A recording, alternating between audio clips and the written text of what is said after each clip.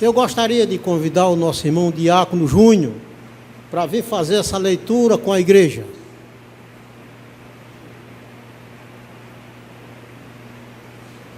Evangelho de João, capítulo 11, do versículo 1 ao versículo 6.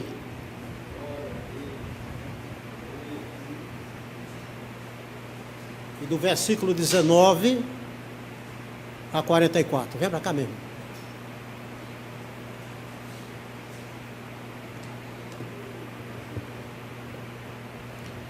Capítulo 11 do Evangelho de João, do verso 1 ao 6, assim nos diz a palavra do Senhor.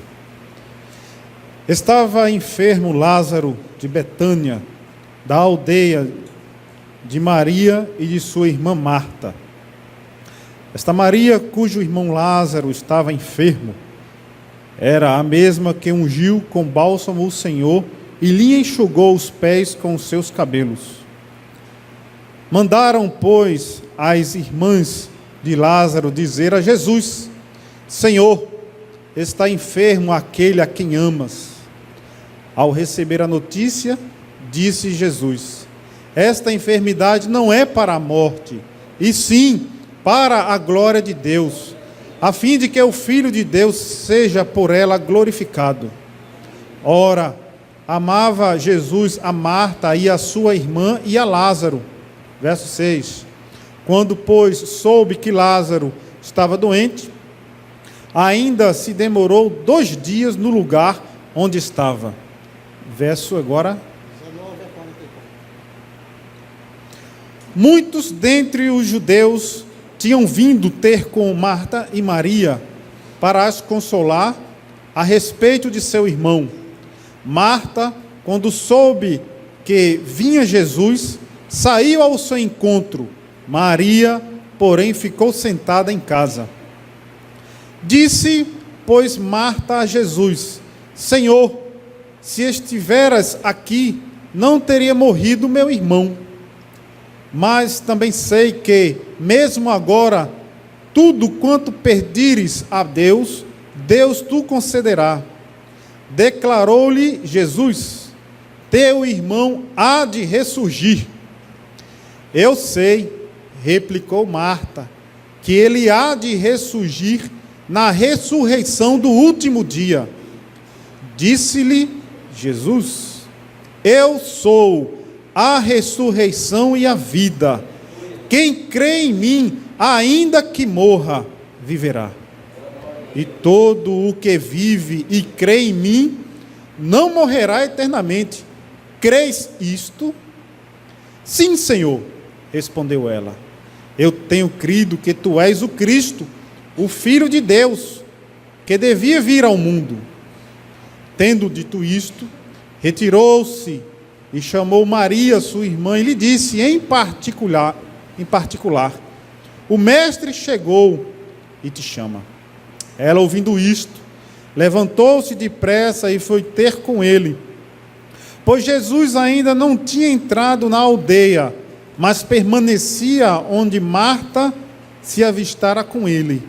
Os judeus que estavam com Maria em casa e a consolavam, vendo-a levantar-se depressa e sair, seguiram-na, supondo que ela ia ao túmulo para chorar.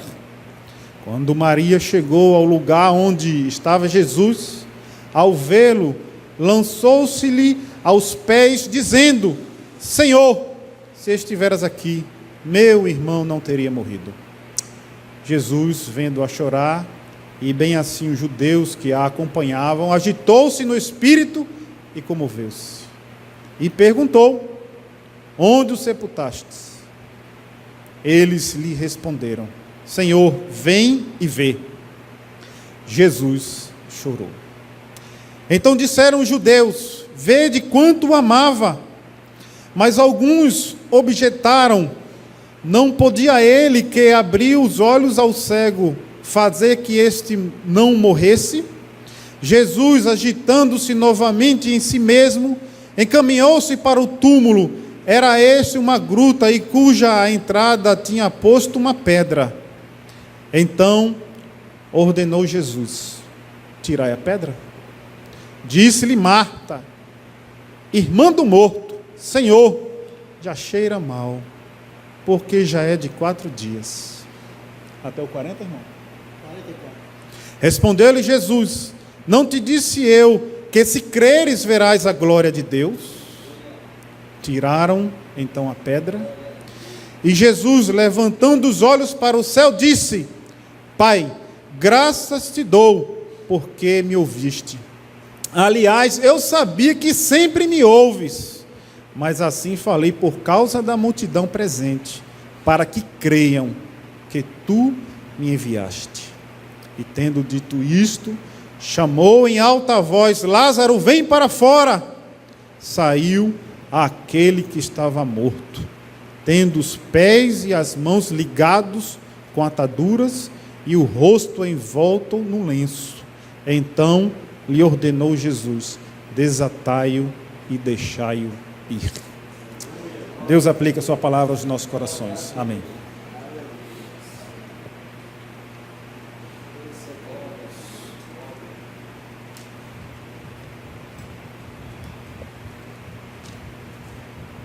Bondoso Pai, louvado seja o teu nome, graças te damos pela tua palavra que foi lida para nossa edificação espiritual.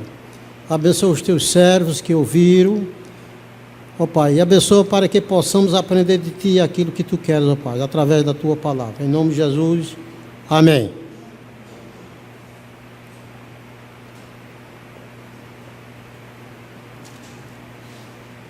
Uma das coisas que nos chama a atenção é que em qualquer lugar em que formos, há sempre uma pessoa carente de um amigo. É na repartição onde trabalha, é no comércio, é viajando, em qualquer lugar. Há sempre uma pessoa carente de um amigo ou de uma palavra amiga. Essa aqui é a realidade.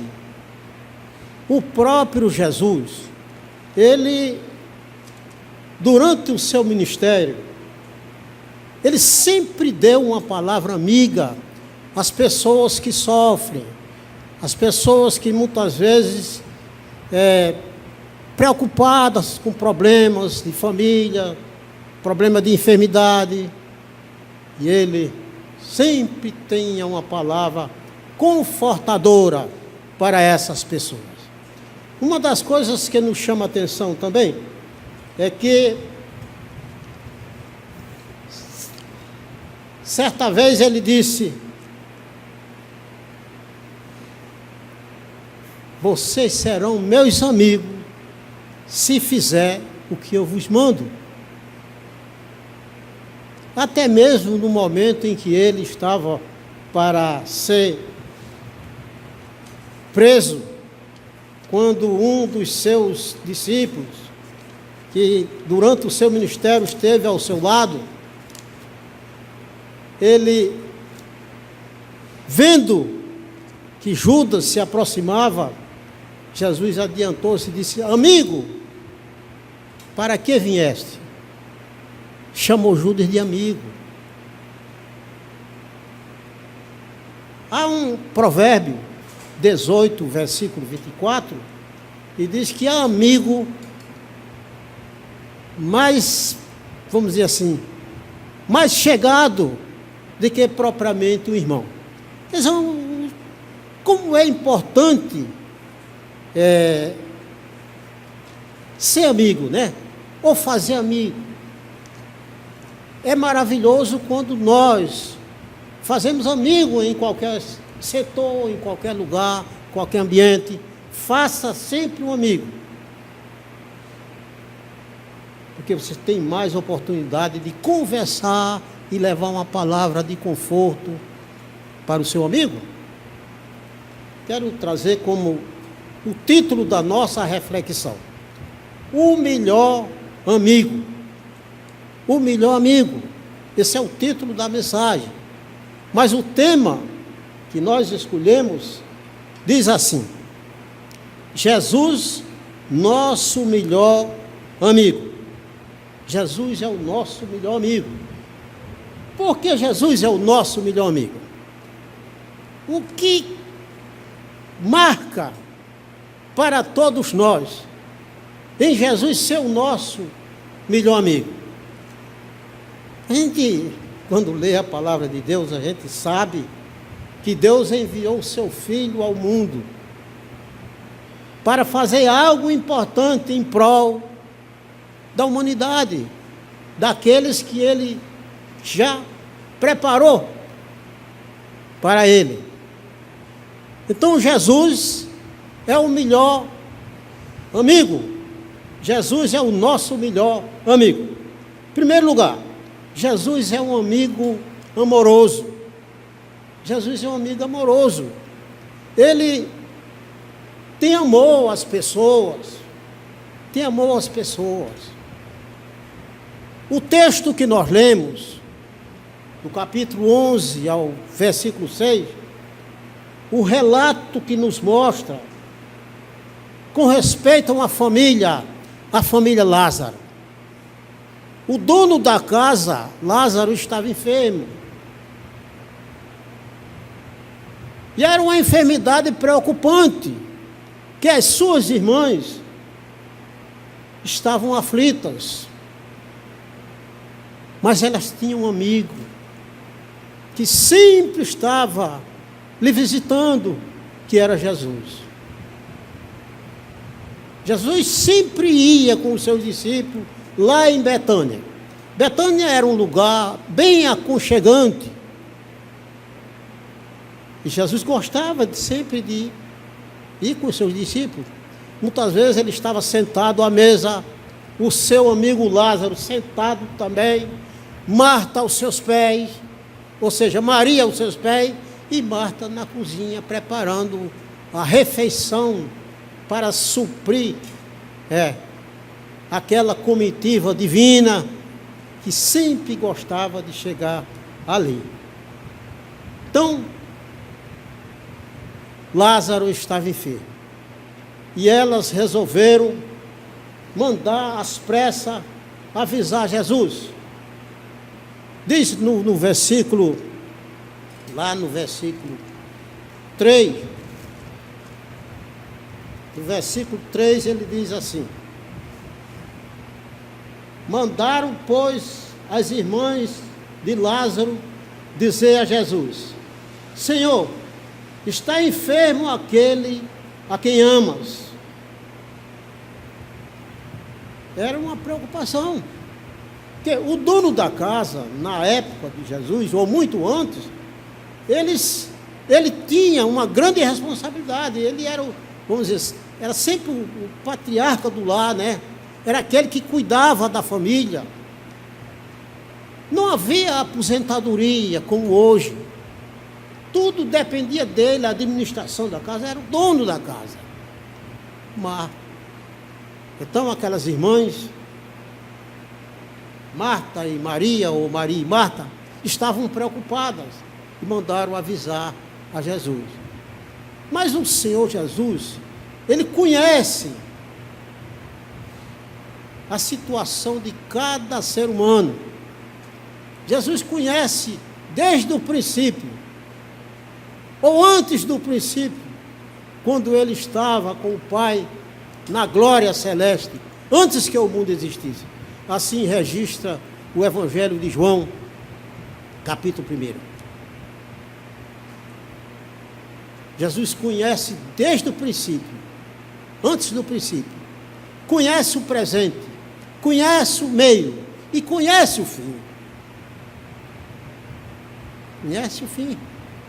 Ele sabe todas as coisas, que Ele é o Criador também, é o Deus Filho, é aquele que, no seu sermão profético, Ele já anunciava o que havia de acontecer nos nossos dias, reino contra reino, nação contra nação, né? E assim por diante, a iniquidade, tantas coisas que se passam nos nossos dias, Jesus já sabia. Certa vez ele ia saindo do templo, quando os seus discípulos chamaram para mostrar: Senhor, que beleza o templo, olha, as estruturas, Que construção bela! Jesus disse: não vê tudo isso? Não ficará pedra sobre pedra que não seja derribada. E aquilo causou um certo impacto aos discípulos, porque os discípulos achavam que Jesus seria o rei de Israel, porque ele acompanhava todo o trajeto, toda a história de Jesus. Desde a sua infância, eles já tinham a informação que Jesus esteve no templo conversando com os doutores da lei, na idade de 12 anos. Já no seu ministério ele havia expulsado os cambistas, aqueles que negociavam no templo. E os discípulos achavam que Jesus não ia morrer, ia ser o rei de Israel. É o que eles pensavam. Até na hora em que Jesus foi assunto ao céu, eles perguntaram: Senhor, é nesse tempo que tu vem cuidar da tua igreja, do teu reino? Aí Jesus disse: não se preocupe com tempo, determinação. Isso é coisa exclusivamente do meu Pai. A questão dos tempos é com Ele. Jesus também não quis dizer, né? Mas o texto nos chama a atenção. Jesus é o nosso melhor amigo. E não somente isso. Ele não é somente o nosso amigo. Jesus é um amigo amoroso. Jesus é o nosso amigo amoroso. Ele ama as pessoas. Ele ama a Marta, a Maria e a Lázaro. Está registrado no versículo 3 ao versículo 5 do capítulo 11. Ele ama, mas ele, de posse das informações da doença, da enfermidade de Lázaro, ele cita lá no versículo 5, no versículo 4, ele diz assim: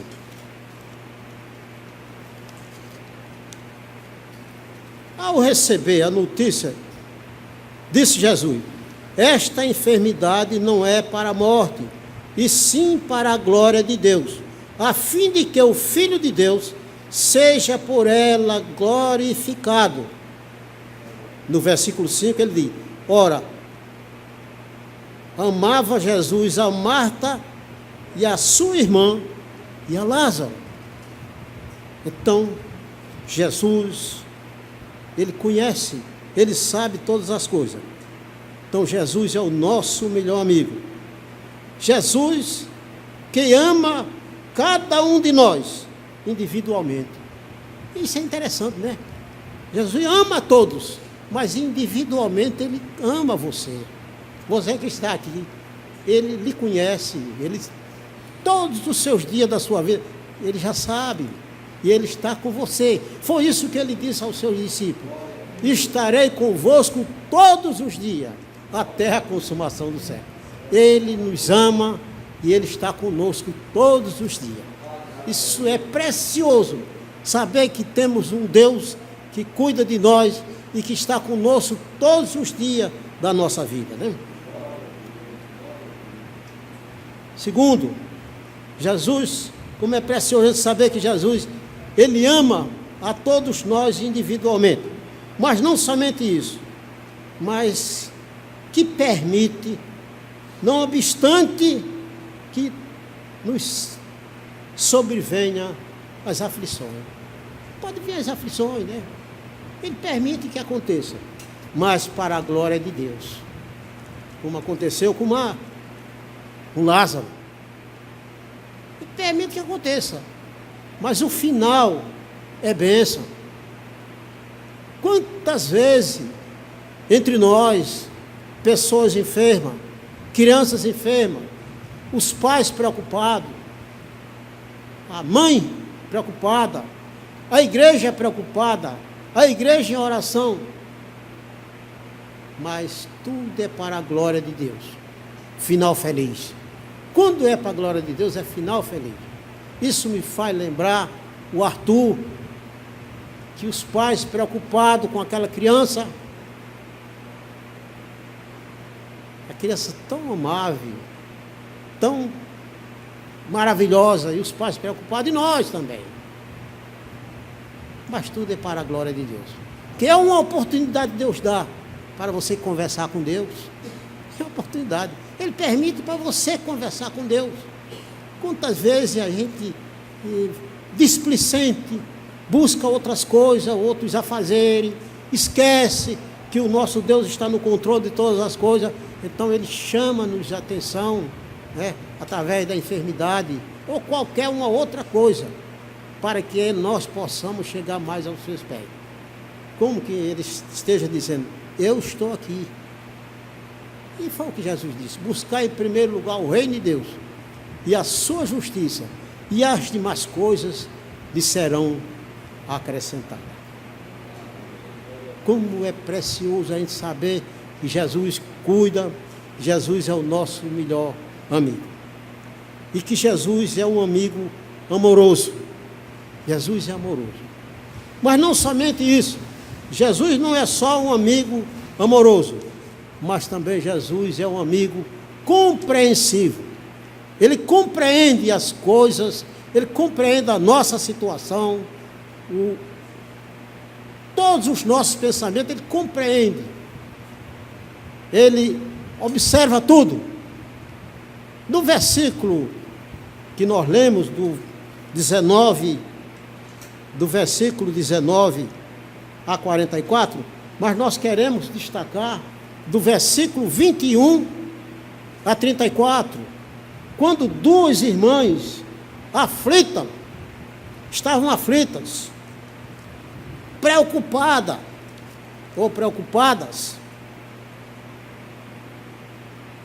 porque o seu irmão havia falecido. Jesus recebeu a mensagem, mas ele sabia que aquela enfermidade era para a glória de Deus. Ele demorou 2 dias. Jesus demorou 2 dias para poder vir para Betânia. 2 dias. E vem. Quando ele chega, Lázaro já havia morrido. Lázaro já estava enterrado, vamos dizer assim, lá na gruta. Estava lá. Mas Jesus, antes de entrar na aldeia, na cidadezinha de Betânia, as irmãs foram informadas. E Marta saiu na frente e foi ao encontro de Jesus, antes dele entrar na cidade. E a primeira saudação a Jesus foi o seguinte: se tu estivesse aqui, o meu irmão não teria morrido. Já pensou? Se estivesse aqui, o meu irmão não teria morrido. Jesus ouve aquelas palavras de tristeza marcante. E Jesus, ao observar a tristeza dela, aí Jesus diz o quê? Mas ele vai ressuscitar. Eu sei que ele vai ressuscitar na ressurreição do último dia. E Jesus dá mais um tempo e conversa com ela, e ela até demonstra que Jesus é o Filho de Deus. Ela diz, eu sei que tudo que pedires a Deus, Ele te concede. Ela afirmou que Jesus era o Filho de Deus, mas ela estava aflita. O ser humano é assim. Há uma parte fraca, né, que ainda não temos o corpo glorificado, ainda não fomos arrebatados. Só quando ele for arrebatado é que a gente vai receber o corpo glorificado. Enquanto estivermos aqui, há sempre uma dúvida, há sempre um medo, há sempre uma desconfiança. Isso por causa do pecado. Por causa do pecado.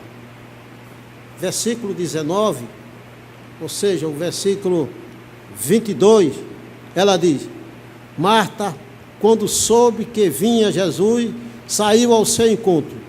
Maria, porém, ficou sentada em casa. Versículo 21. Disse, pois, Marta a Jesus: Senhor, se estiveres aqui, não teria morrido meu irmão.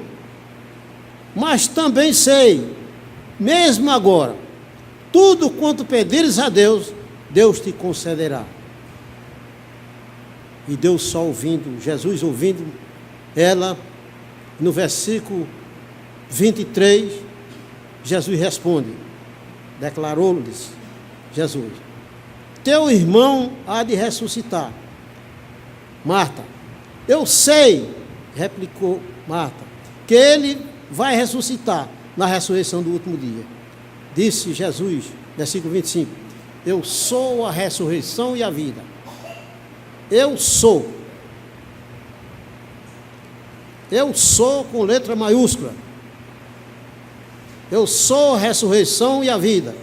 Quem crê em mim, ainda que morra, viverá.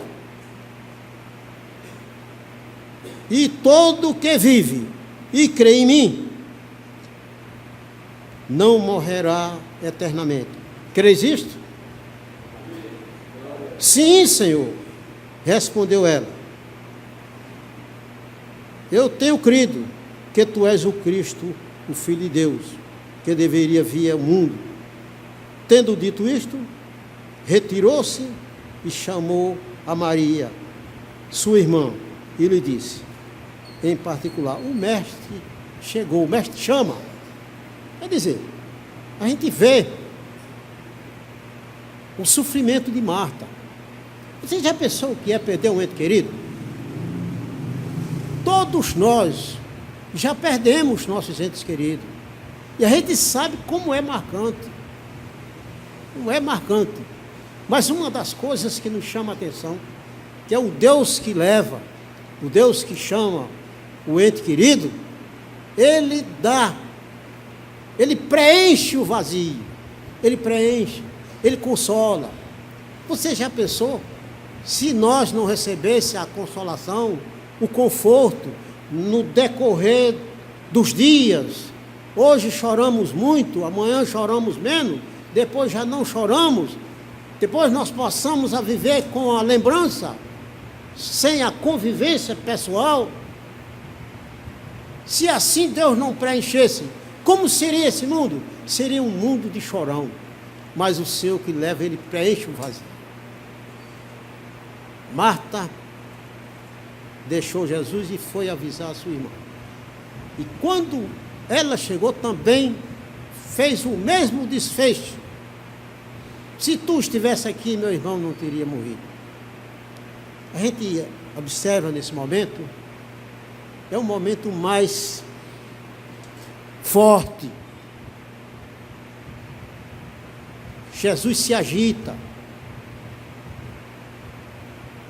Jesus chora. O emocional de Jesus,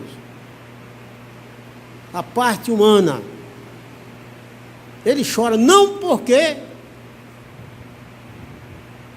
não houvesse jeito, mas Ele chora lamentando a incredulidade daqueles que estavam ao seu lado. Ele não abriu os olhos do cego, porque deixou ele morrer. Quer dizer, grita num momento desse. Então Jesus chora por eles.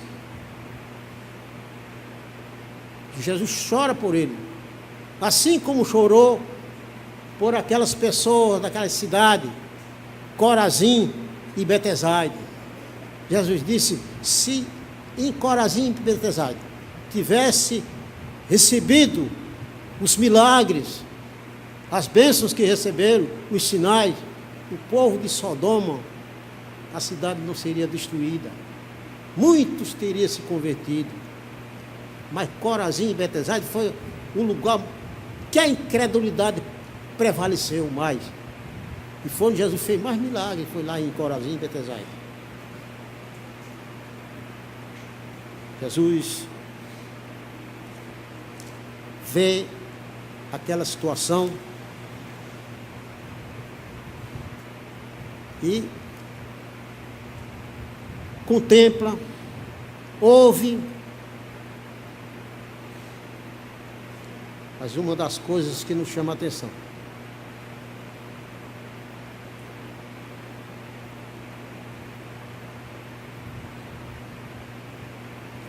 é que Jesus entende nossos sentimentos,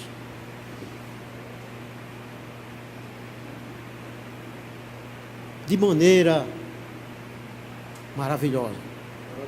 Ele conhece os nossos sentimentos. Segundo, que se compadece de nós em nossas dores, as mais agudas possíveis.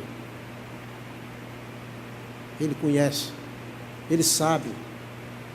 Do versículo 33 a 36, registra o sofrimento de Maria. Mas ele conforta e ele consola.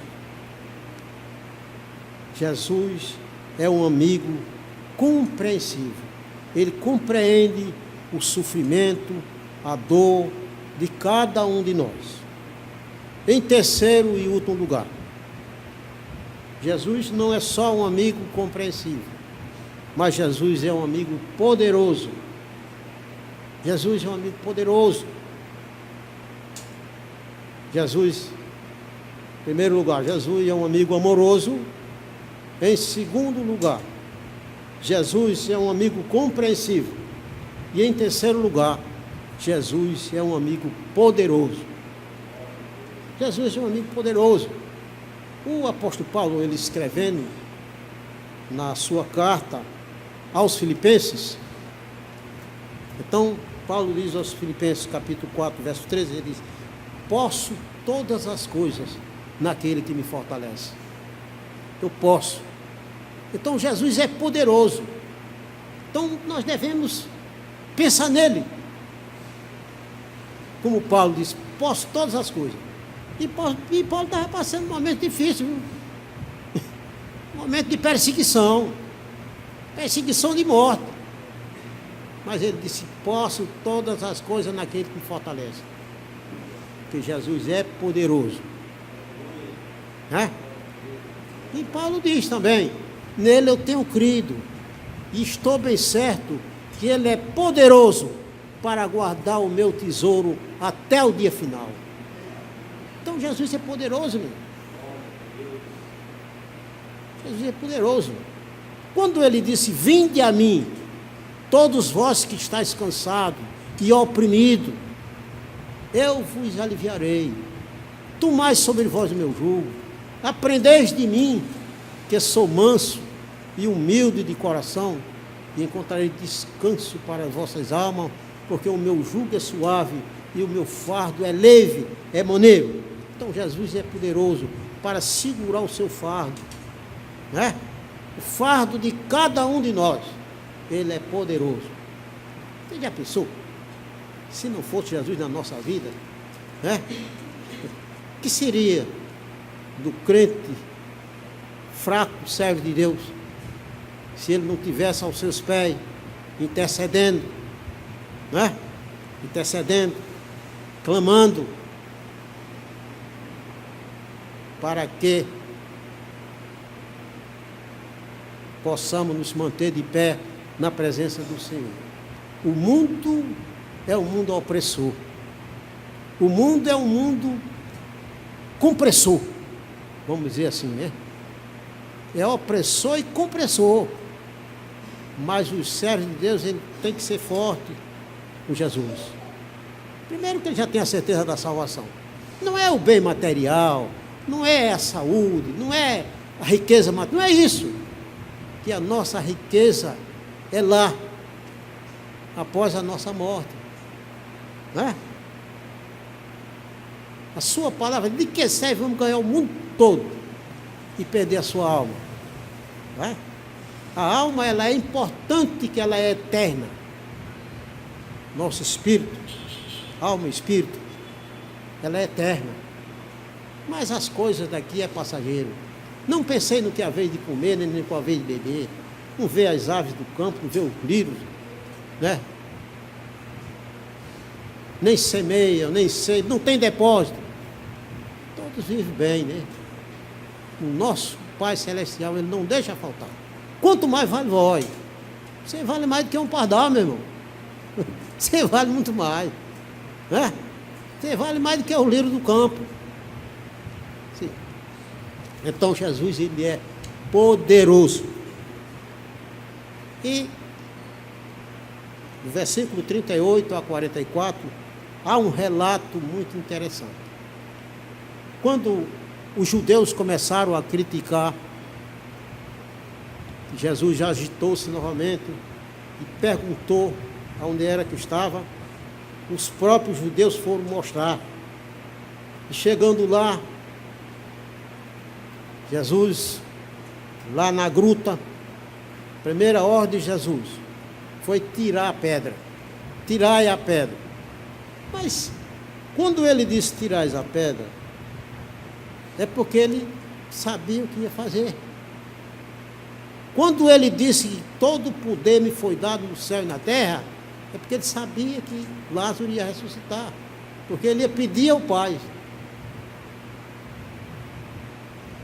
E Marta, aquela que disse que Jesus poderia, naquele momento, pedir a Deus e Deus solucionar o problema, agora Marta está desanimada. Senhor, como quem quer dizer, não adianta. É de 4 dias, já cheira mal. E na realidade, um defunto de 4 dias, ele não tem mais. Está cheirando mal, né? Suas vísceras, o cérebro, os neurônios, as células, não tem, tá tudo em estado de decomposição. Mas, no entanto, Jesus, tirai a pedra, tira os empecilhos. Cada um de nós temos sempre uma pedra. Não é no sapato, não. É no nosso coração. Coração de pedra. Sabe das realidades, sabe do que Deus pode fazer por você, pela sua família, pela sua vida espiritual, né? Para lhe sustentar de pé, para ser instrumento nas mãos de Deus, para pregar o Evangelho a toda criatura. Pedra, pessoas de coração de pedra. Aí eles tirai a pedra. Marta diz, Senhor, já cheira mal. Não adianta. Mas Jesus é poderoso, que pode realizar coisas miraculosas. Ele pode realizar coisas miraculosas. Ressuscitar Lázaro. Quando cumprimos as condições exigidas, que foi que ele exigiu? Tirasse a pedra. E naquele momento, quando tiraram a pedra, Jesus ora ao Pai e dá aquele brado, aquele chamado divino a Lázaro. Lázaro, vem para fora. E Lázaro saiu vivo, imediato. Ele mandou que tirasse os laços, as amarras. Então soltaram ele, tiraram, e Lázaro saiu livremente para a glória de Deus.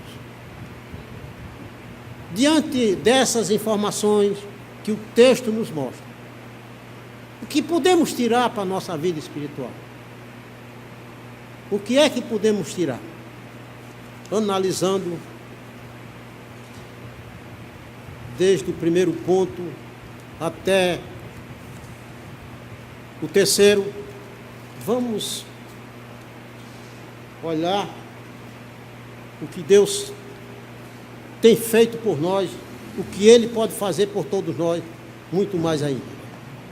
Diz assim: Jesus, nosso melhor amigo.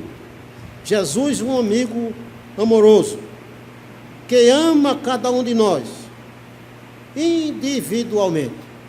Primeiro ponto. Versículo de 3 a 5.